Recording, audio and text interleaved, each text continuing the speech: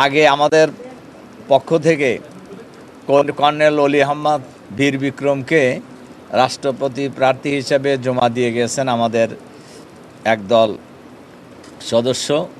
আমরা আরেক সেট জমা দিলাম এখন, যেখানে আপনারা দেখছেন শুরু থেকেই আপনাদের মধ্যে কিউরিসিটিও ছিল। তা আমরা আসলে অন্য কোনো কারণ নেই, শুধু আমরা আর একটা দ্বিতীয় সেট আমরা এখানে জমা দিয়েছি। এখানে প্রার্থী তো আমাদের একই প্রার্থী আছে, ডক্টর অলি আহমদ বীর বিক্রম, আর এখনকার সমর্থক প্রস্তাবক হলো কর্নেল এম এ বাতেন, আর সমর্থক হলো ডাক্তার মাহমুদা মিতু।